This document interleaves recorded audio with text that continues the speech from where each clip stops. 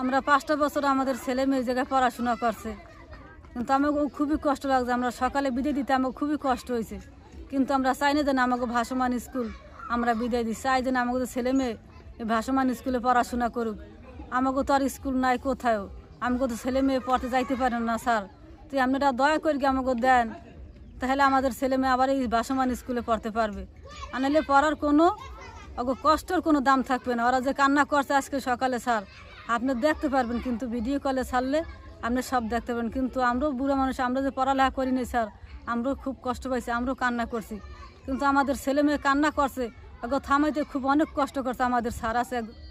Sir যখন আপনারা school নিয়ে গেছেন, তাহলে ভাসমান স্কুল যখন নিয়ে গেছেন, আমরা তো ভাসমান, তাহলে আমাকে একটা স্কুল স্যার দুটি দেন, তাহলে আমাদের বাচ্চা কাচ্চা পড়াশোনা করাইতে পারবো। আপনাকেও সাইডে বসাইতে পারবেন নিয়ে, নাহলে আমাকে ঘুরেগাড়া এই জায়গার এলাকার লোকে আমাকে ঘুরেগাড়ারে তাকে ধারে কাছে বসাবেন। আমার ঘুরেগাড়ারে ঘৃণা করে, হিংসা করে, তাকে ধার দিয়ে স্যার আটতে দেয় না। আমরা জীবনে আমাকে আলো দেখিনি স্যার, আমাকে জীবন ছিল অন্ধকার। এখন কি করবো আমরা, আমাকে ছেলে মেয়ে কি কেদায় পড়াবো আমরা? এটাই তো সরকারের কাছে আবেদন, আমাকে ছেলে মেয়ে আমরা কি কেদায় মানুষ করতে পারি।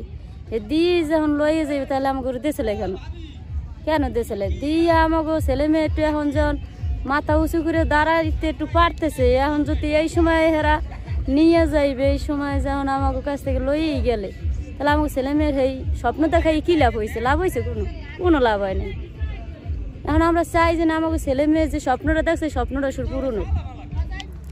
আমরা তো সরকার আমাকে ঘর দিয়েছে, আমরা ঘরে থাকতে আছি। আমার একটা ছেলে পড়াইছি বোট স্কুলে গুনে আমি প্রাইভেট স্কুলে ভর্তি করছি। আমি স্কুল গেছি গিয়া আমার মেয়েটা স্কুলে ভর্তি করতে চাইছি, আমি বোট স্কুল গেছি গিয়া আমি তো মেয়েটার পড়াইতে মনে। এখন তো আমাকে পড়ালে আর গুরু করার কোনো জায়গা নেই। এখন মসজিদের উপরে স্কুল হেঁটেও পড়াইতে দেবে না, তাহলে আমাকে গুরু করা পড়ার মতন কোনো জায়গা নেই। আমাকে বোট স্কুল আসলে তাই ভালো আসলে, তা থাকলে আমার গুরু করে পড়তে পারতে। আমার মেয়েটাই বোট স্কুলে ভর্তি করতে চাইছিলাম।